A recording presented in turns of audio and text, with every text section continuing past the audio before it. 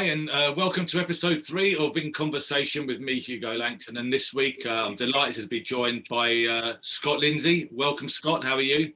I'm very well, mate. Thank you for inviting me. I really appreciate it. I'm looking forward to the chat. Hope you're well in this lockdown, but yeah, I'm okay. All part of the fun, isn't it? This is why it's nice to hold these conversations, during this time as well, just to keep our bars as high as we can make it to, So, Scott, just before we start, just tell me a little bit about your own coaching background, because you've been around a little bit. So just give us a brief overview of your career. So, 2009, I was a technical development coach at Gillingham Football Club. And while I was doing that, I was in the middle of doing my A licence. I met Chris Sutton on my A licence out in Belfast, and he got the Lincoln City job. Invited me up there to become the first team coach. Did that with Chris. Chris resigned. I then took over for a spell as caretaker manager at Lincoln in League Two. And then Steve Tilson come along as manager. I stayed there with Steve and Paul Brush. Had a year with them. Then I left. Went to Tamworth as the assistant manager in the conference in the National League. 2 seasons there. Then I got a different kind of role at Swindon Town, where I was looking after the under-18s, which was probably my biggest learning part of my career. It was a real eye-opener and a different way of playing. I'd sort of like always had an idea of how I wanted to play, but I learned so much at Swindon Town with some fantastic coaches and some fantastic players as well there. And I had two really good years, productive years as well. I think in 2 seasons at Swindon with the under-18s, I had 9 league debuts in 2 seasons, which was incredible, really. But it had a really good model about it. The football club, they wanted to produce young players and they wanted to play really good, attractive, possession-based football. And it kind of suited me. I learned loads from that experience there. And then from that, went to Forest Green with Mark Cooper, who was the Swindon manager. He then went to Forest Green and I went with him as the assistant manager. And I had three really good years there. And then, unfortunately, I had a bit of an issue, a major issue in my life where my wife got cancer and I had to come home and look after her. Unfortunately, she lost her battle last November 2019, and I had to come home and basically my life just changed, and now I've taken a local job, local to me in Chatham Town, and yeah, that's where I am now. Yeah, well, some things are more important than football, let's be honest, Scott. So, but the one game that that we're going to talk about was obviously during your time at Forest Green. To people understand Forest Green, you described it to me in the past as being a small village on top of the hill in the middle of Gloucestershire, right? So the fact that they went through the non-leagues and are now an established League Two team, but to do that, obviously you had to get out of the National League, which is the top end of technically non-league, just so people who are watching this understand it. So the game we're going to talk about is the final itself, the playoff final, which was played at Wembley, wasn't it, against Tranmere Rovers? Yeah, it's there's a lot of games that you go through throughout your career, but it's one that sticks in my mind. It's probably the biggest achievement I've had in football in terms of winning things and winning promotion through the playoffs. I don't think there's any better way. It was a fantastic day. We just got it right. We got it right throughout the week.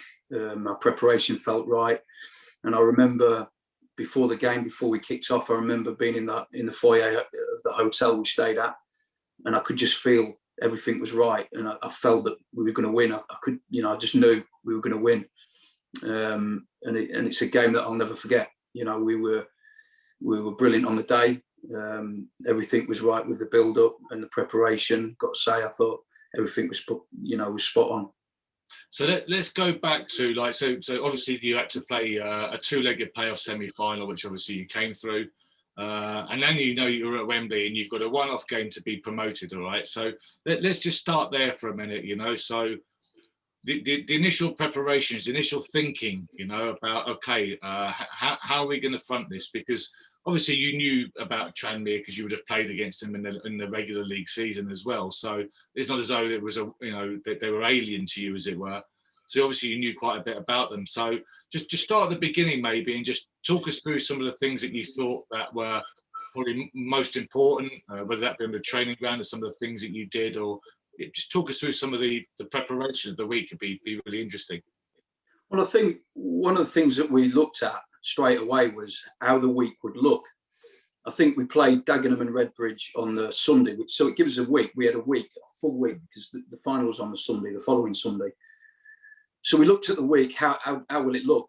And we were kind of experienced, especially the manager, Mark Cooper, and myself. When we was at Swindon, we'd gone to the playoff final with Swindon Town 2 seasons before, and we got beat by Preston.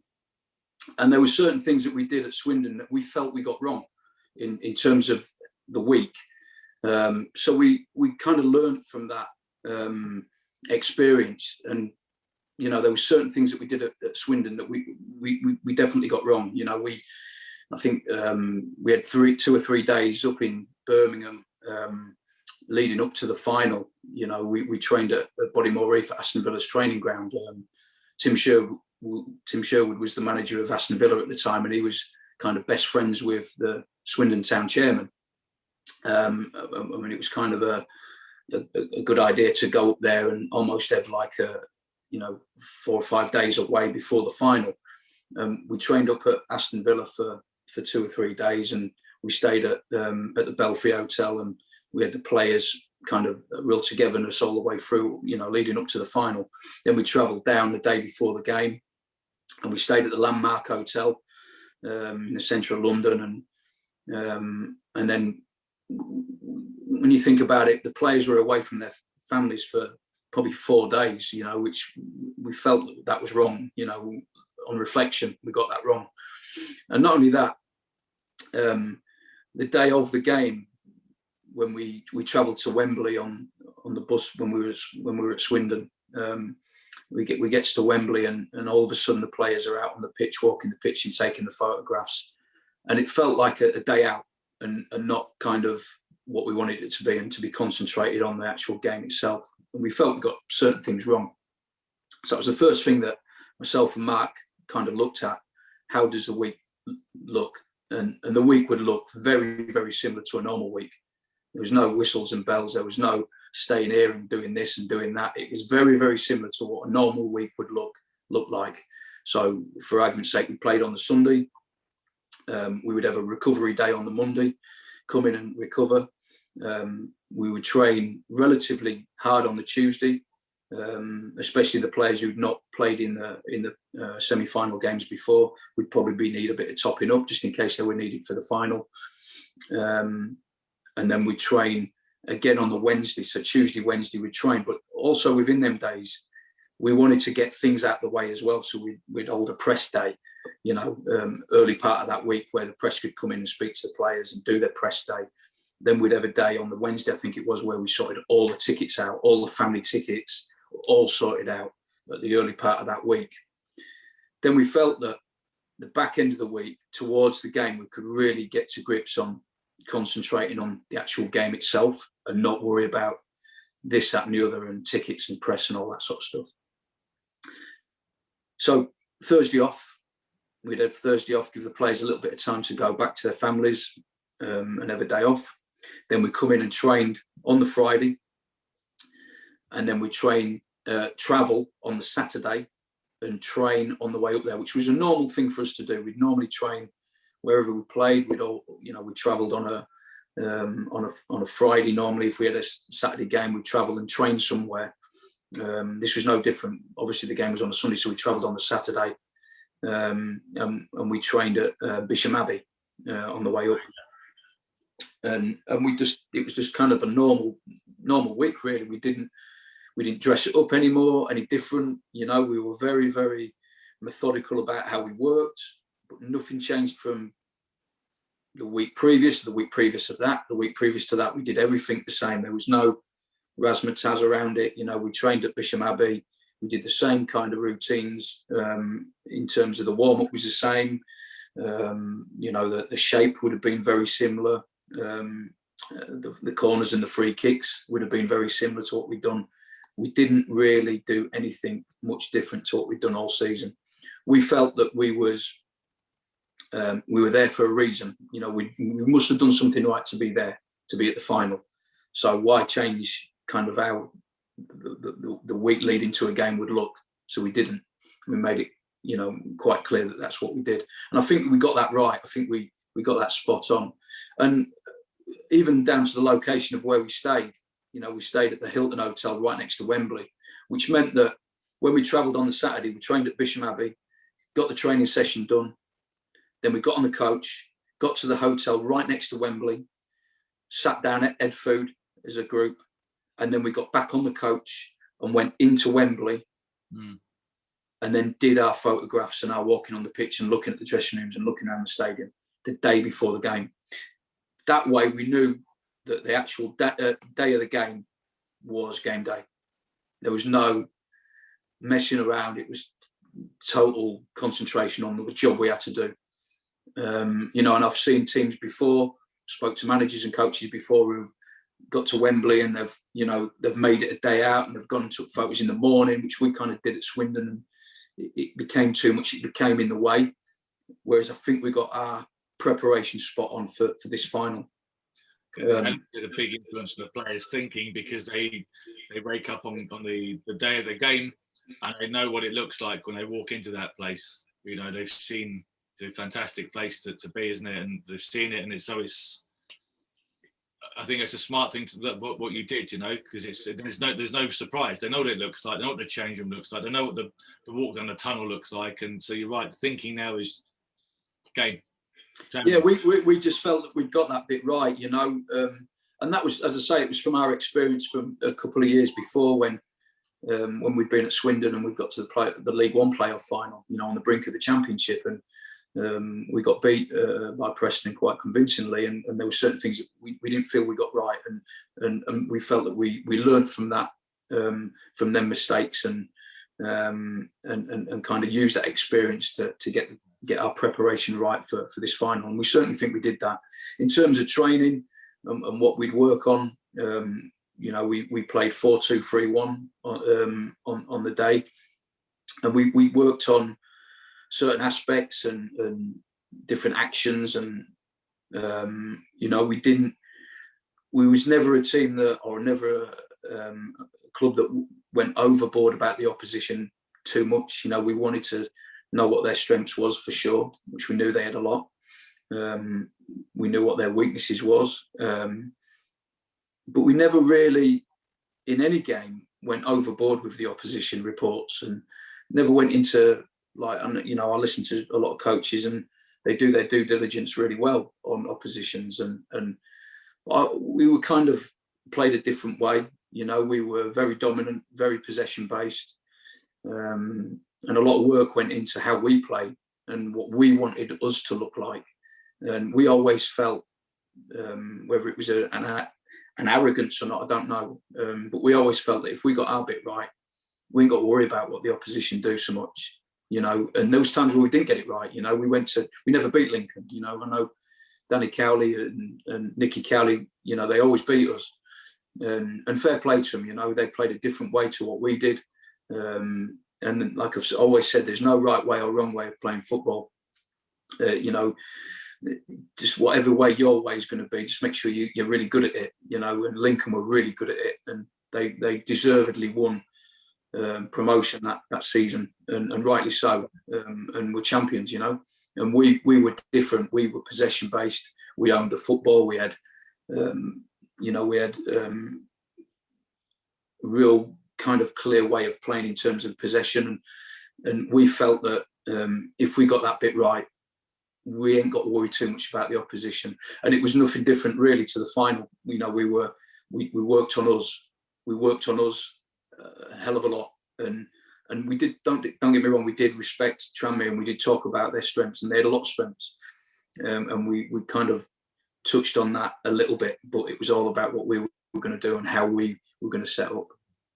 One thing I think is worth pointing out here, I mean, I remember the season, and I saw Lincoln play, and I saw your Forest Green team play as well. I think it was away at Aldershot. And I think it's interesting to note that the two teams that did get promoted out of that division that season, you've alluded to Lincoln, you know, as well as yourselves, you're sticking to your own playing style. So you said, is it possibly arrogant? It's not arrogant, because you're spending your time with your team developing your style against, you know, whatever is coming up against you, you know. And I don't think that's arrogant. I think it's a really key message to a lot of managers and coaches, or aspiring managers and coaches, you know, to stick to, you know, don't you change everything from week to week to week. It can become a little bit chaotic, but I do remember that season well, because the National League was really good that year as well. And the two teams that got promoted, as I said, are the two teams that continually worked on their own playing style. Your playing style at Forest Green was different to Lincoln's, but there's still two very clear playing styles, you know, and I think that's really interesting to note. So in terms of, obviously, you know, your playing style and things, but, you know, in this game, there was, or when you prepared for this game, or opponents in general, were there things that you think, you know what, if we do something here, we might be able to get some joy. If we do X, we might be able to get joy from Y. Yeah, we sort of like looked at certain actions that we worked on in training. You know, as I say, we played 4-2-3-1. I hear a lot of coaches and a lot of managers talk about not wanting their midfield players to be on the same line, and not play on the same line. You know, what I call our two number fours. We had two really good technical players in there, in Charlie Cooper and Drissa Traore, who played on the, you know, as two number fours. We actually wanted them to play on the same line, you know, because we wanted to kind of draw the opposition out.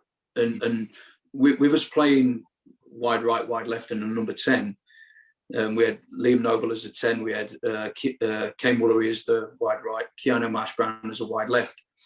And what we wanted to happen was, in order for the two number fours to play together, draw a press out, and then all of a sudden we can kind of get the two wide players coming in off the shape to become almost like three number 10s.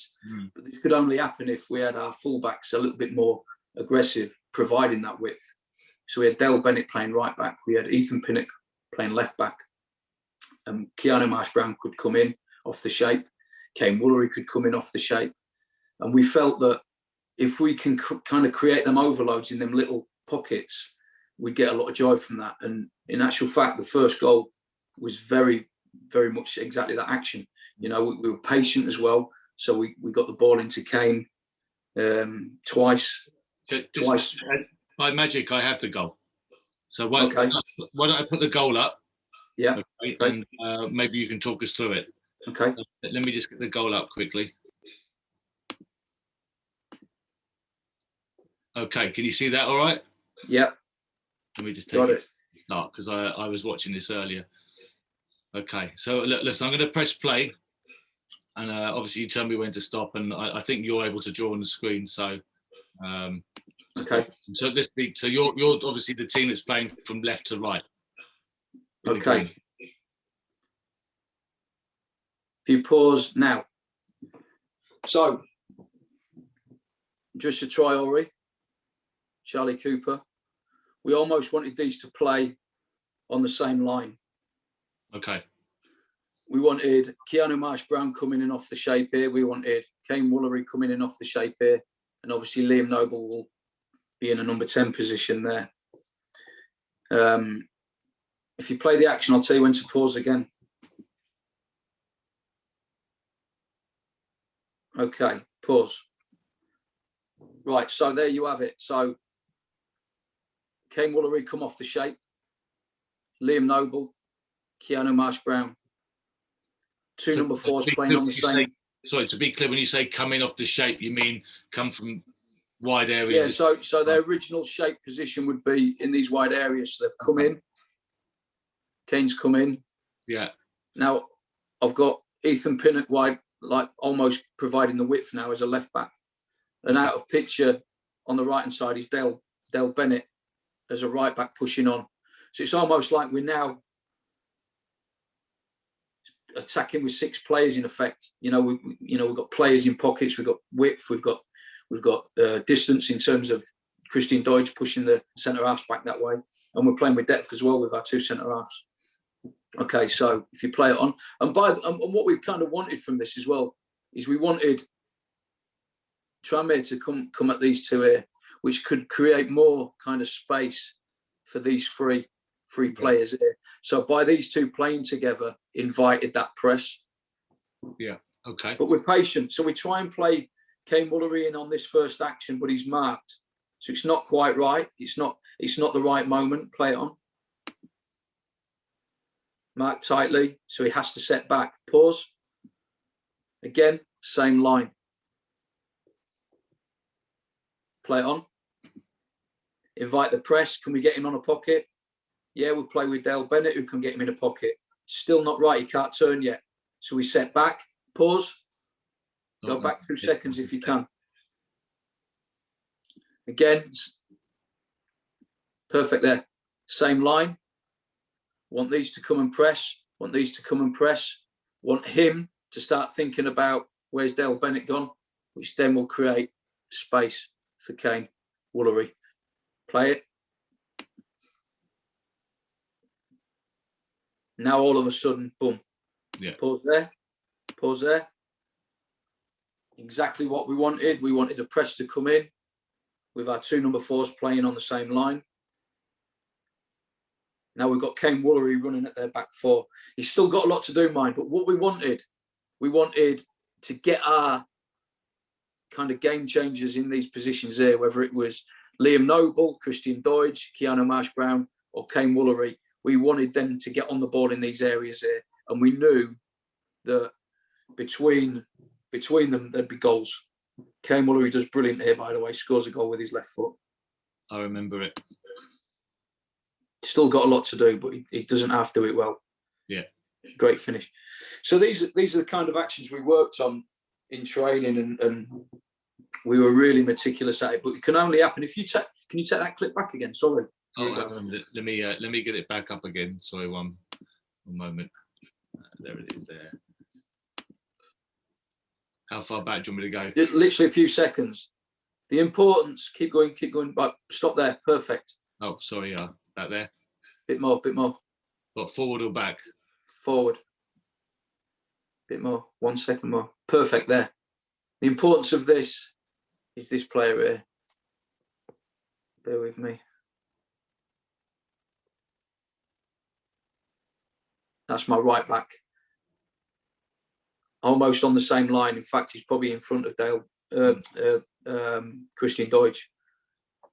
Full back, really high and aggressive. Kane doesn't get into that space if it's not for Dale Bennett being that aggressive up the pitch. It's a really important factor. So these are the sort of actions that we'd work on. You know, making sure that the possession was good, and you know, we were patient as well. You know, we didn't kind of get these players into a pocket and rush it. If it wasn't on, we'd recycle it back out in the 2 4s, and sometimes you'd have to play back to the goalkeeper and rebuild it. And that was the idea, was to try and always play to try and get one of these wide players in off the shape, in these pockets of space, or whether we could get Liam Noble on the ball and get him to turn and run at the back 4. And again, with Christian Deutsch being our centre forward, he could always stretch the opposition, you know. And I think the main sort of thing we looked at was the attacking threat that they had. You had some really good players on the pitch. You know, they had James Norwood, Cole Stockton, Andy Mangum, Connor Jennings. You know, there's some real attacking threats. Good players, yeah. Real attacking threats, and some really good players, and players that can score and can open you up at any given time. And we just felt that we had to own the football on that day. We had to literally be dominant and be good with the ball. And all the time we had the ball, we felt that they couldn't hurt us. And don't get me wrong, I know and understand it only takes a second for the opposition to score or a turnover to happen really quickly. But we were really confident that if we were dominant, we had enough players on the pitch in Kane Woolery, Liam Noble, Keanu Marsh-Brown, Christian Deutsch, to score goals for us. And of course, on set pieces as well, when you look at Ethan Pinnock, Manny Monte, Mark Ellis, Dale Bennett, we had some real attacking threats, and obviously Dodge as well, real attacking threats from set pieces as well. So we felt that if we were good with the ball on the day, and we defended resiliently against their attacking threat, we felt that we had enough to win the game. And you did. Yeah, I mean, it panned out unbelievably. We were, 1-0 after sort of like 10 minutes. I can't remember when they scored. They equalised it probably 20 minutes in, not long after that. And then Christian Dodge scored on probably around 40 minutes to make it 2-1. And then literally around 2 minutes before half-time, Kane Mullery scored the third. So we find ourselves 3-1 up at half-time. Well, so now what kind of, so I'm going to stop the share, okay? So let's just talk about half-time now, okay? What was said, I mean, you're 3-1 up at half-time at Wembley, you're 45 minutes away from history, as well as winning at Wembley, which is something that we all strive to do here in this country. So what was said at half-time that you can share with us? Well, we felt that we could play more. I remember like a couple of times where Sam Russell, the goalkeeper, who's brilliant with his feet, could play out from the back as well as any goalkeeper I've coached. And we felt that there was times where he got anxious and kicked long, when we could have fed one in and played and be more dominant. And especially now we're 3-1 up, even more so a reason for us to play and almost rest with the ball in effect, and run the clock down with the ball and be really dominant and sort of like every centre halves like Manny Monte running out with the ball to the halfway line, chopping back and playing it all the way back to the goalkeeper and just running the clock down and just be really dominant and be brave. Don't think because we're 3-1 up and the clock's running down, don't start panicking and booting it. That's not what we do. That's not why we're here. Why we're here at Wembley and why we're here at Wembley 3-1 up at half time is because we're a good footballing team. Let's not change our identity in the last 45 minutes and chuck it all away. That'd be the worst thing we can do. We've got to now really show our identity and be brave and do what we've done and do what we've done really well all season. And that's why we're here. We've got to all understand that's why we're here. And to be fair, the pressure that they put on us in the second half was immense. We defended resiliently. They put it right on us. They ball after ball after ball in the box. We defended really well, and we gathered ourselves and we played good possession, and we were a little bit, brave at times with the ball. We were a little bit, I think, better in possession than we was probably in the first half, believe it or not, because we were braver. First half we were a little bit, we needed to be a little bit calmer, and that was a message at half time to be brave. We don't have to be scared. We don't have to do something that we don't normally do. We were big believers in plan A, be really good at what you do. Plan B, be better at plan A. That's how we kind of was. Because I've been in changing rooms in a situation like that when a member of the coaching staff would almost scare players, and say, oh, if they score the next goal, then the game can change, and they put these negative thoughts into players' thinking in the way that they're looking at the game, and the player's not even thinking about that. And I'm sure you've seen it as well. So, of course, obviously your message was about you and not so much about Tranmere getting the next goal. Well, it kind of, our season was like that. We didn't, like I said to you earlier, we didn't really go overboard on due diligence on the opposition. Yeah, we did our due diligence. We did speak about the opposition. We did clips on the opposition. We did all the things that professional football clubs do. We did all that, but we were also very big on what we did. And half time was a prime example of that. I remember as we were always really calm in the dressing room anyway, because unless there needed to be a bollocking or anything like that, we were always quite calm. It was always quite a calm environment in our dressing room, because we always felt that if we're asking our players to play with a real calmness within the chaos, then we can't go in the dressing room and make it a jungle, a mad place where we're ranting and raving. We can't do that. We've got to be calm and collective and and really clear with our message and have a real clarity about what we're asking the players to do. I remember we were 3-1 up and we got in the dressing room and everything was nice and calm. And we just, look, why are we here? Why have we got to Wembley at half-time 3-1 up against Tranmere? You ask the question, I need the answer. And the answer is because of the way we've played. So we do not change in this last 45 minutes. We have to be more dominant now. We have to play as much as we've ever played now in this last 45 and we'll win the game.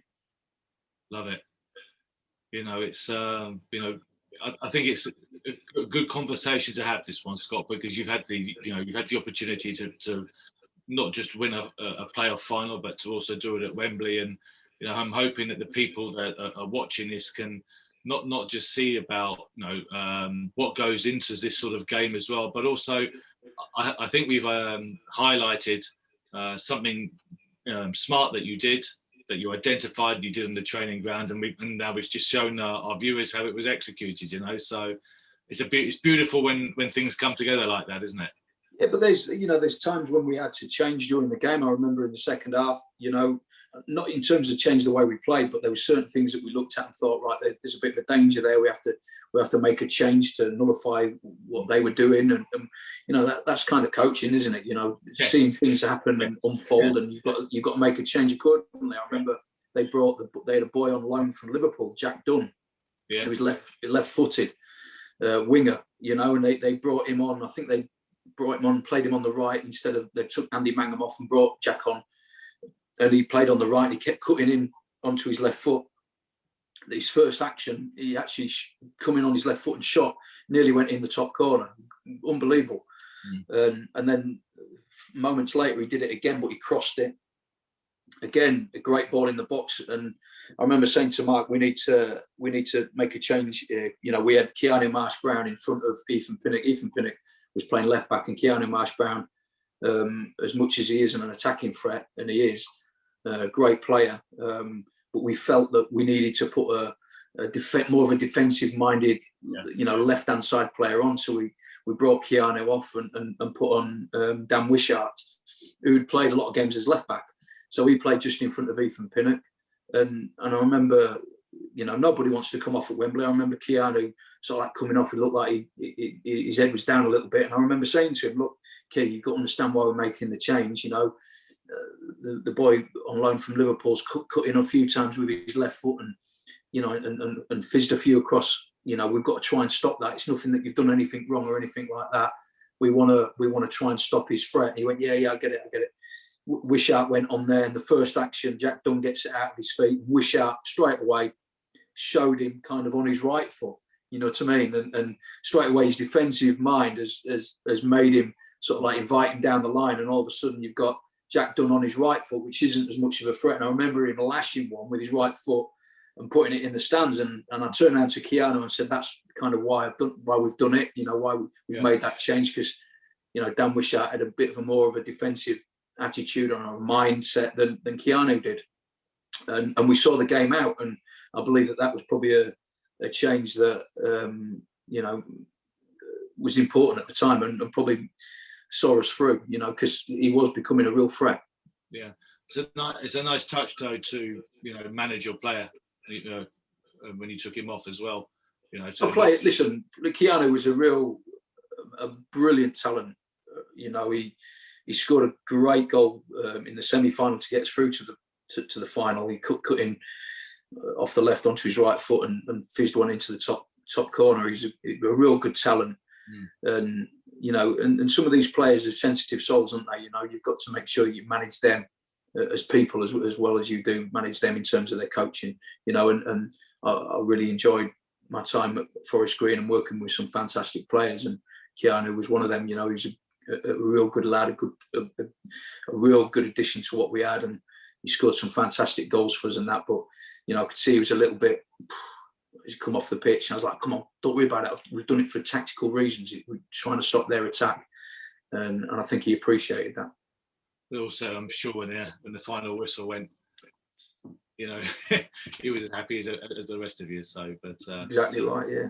Yeah, well, listen, Scott. Listen, it's very clear that you could talk about this all night. I can see how much the memory means to you as well. And the day meant to you. So, listen, thank you so much for coming on and sharing this game and your thoughts with us and your coaching thinking around the game, sharing it with everyone who's watching this. So, thanks very much, and I'm sure we'll talk again about another game at some point. But thank you for your time, Scott. I really appreciate it.